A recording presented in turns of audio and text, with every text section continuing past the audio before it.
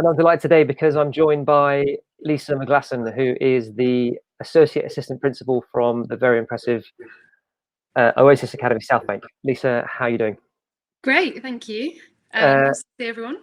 On a scale of 1 to 10, how are you feeling? Yeah, great. It's been an interesting week. I'm sure everyone will be feeling slightly crazed, but it's been good. It's been really good. Yeah. So we're here to talk about curriculum action steps.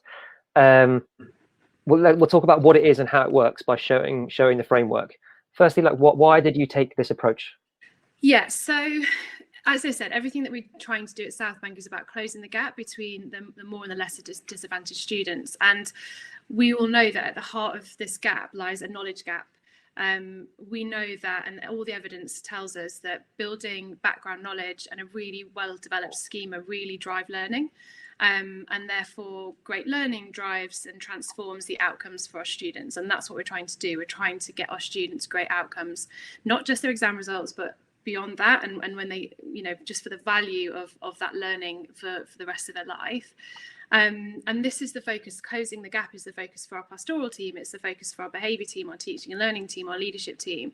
And so our curriculum needs to match that as well. And our curriculum needs to be designed so that it's aiming to close that gap by driving a really knowledge-rich curriculum that focuses on building knowledge in our students. So in theory, this is what we're aiming to do. At the same time, heads of department, senior leadership have a lot of priorities and a lot of really difficult decisions to make. And it's really, like, I'm a head of department as well, and it's really hard as a head of department to know what to focus on. I think there's a lot of amazing stuff out there at the moment in terms of education and how to have impact and improve and close that gap. But I think there's also a lot of noise out there as well, and it's really difficult to know what to focus on and what to prioritise. You've got the day-to-day logistics of a department to run, you've got looking after your team's well-being, you've got your behaviour and your culture, you've got your own delivery of really great teaching to focus on. So how do I, as a head of department, sit down and have the space to think and make a decision on exactly what it is I should be focusing on at any one time? So we decided to come up with a model where we're trying to, in some way, codify the actions that you can take as a subject lead and break these down so that heads of department, subject leads, know exactly what the highest leverage step to take is for their curriculum and their subject area at any point in time, so that they know that they're only focusing on impactful things and they're not wasting their time, their really precious time, doing things that are not going to have impact, but also the right thing for their subject and their area.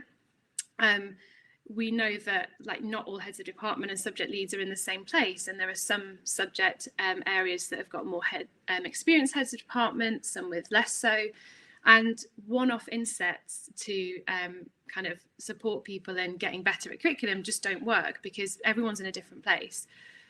So we wanted to make sure that curriculum leads know exactly what to work on for their subject area at any time. Sort of alongside that as well, like as an individual and a subject lead, our day-to-day cognitive load is insane. Like, as a teacher, we all know this, you're running around all day doing XYZ, and you don't have that space in your own working memory to make really good decisions. Sometimes it's really, really hard.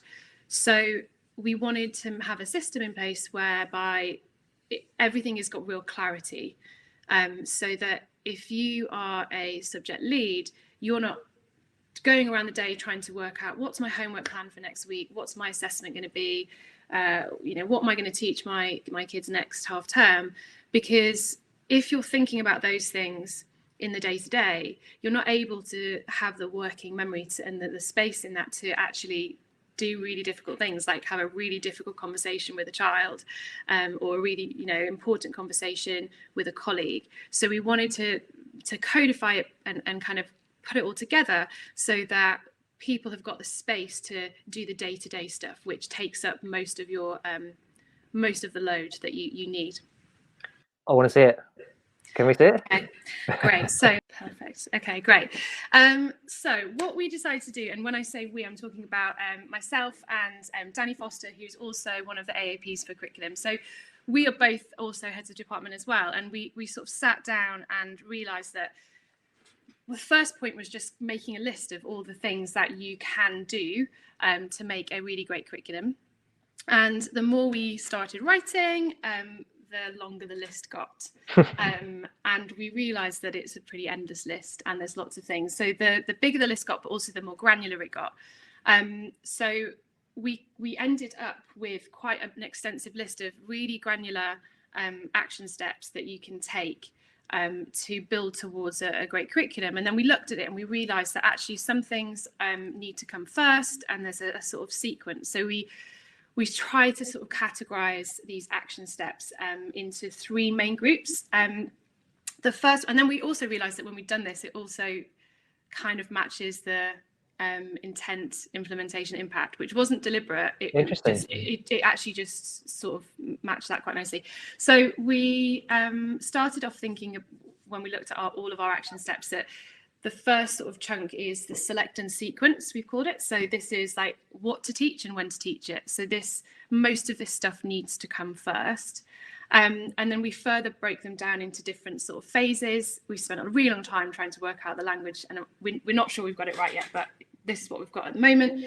And so phase one would be to basically start off at the very beginning, like what's on the national curriculum, what's on our exam spec, are we actually meeting that? And even for really established departments in our school, like we've gone and done this, and there's little bits and pieces that we realise we're not covering. And so we wanted all subject leads to start off at this point. So this is kind of what our sequence looks like. I'm just going to quickly scroll to the bottom so you can see how long it is. Okay. While we do that, can you single out the principles? So I think there are 5 principles. Yeah, right? Yeah. So there's 3 principles. There's select and sequence, which is the sort of what you're going to teach and when you're going to teach it. And then we've got our design and deliver. So design and deliver is how you're going to teach that and how you're going to deliver that and how the learning is going to happen. So a lot of the stuff in this principle is about sort of lesson design and things like that. And then the final one is review and respond. So how do you know that learning has taken place? How do you respond to gaps in learning, and how do you sort of review that? So if I sort of scroll right back to the top, and you can see the list it's really huge and it's really, really granular. So if we start at the sort of very, very beginning, what we asked our heads of department, our subject leaders, to do first of all at the beginning of this academic year is to literally do these things, to go through the national curriculum and tick off each point if you're doing it, identify gaps, identify where you're going to plug those gaps and where the best place to actually put that learning in is going to be. And then obviously design, edit your plans accordingly. And just hopefully you can see from here the granular level that we're talking about. So the action step is literally go through and tick a document, as opposed to if you look here where it says success criteria, it would be very easy for us to say to all our heads of department, like make sure that your scheme of work is mapped across and meets every point. Like how do you do that? Like I could probably do that because I'm a more experienced head of department, but we've got newer heads of department or subject leads who have never done that before. So we wanted to make it really granular so that people can actually go through each step and they know exactly what it is they need to do when they're working with their line managers to get this sort of done.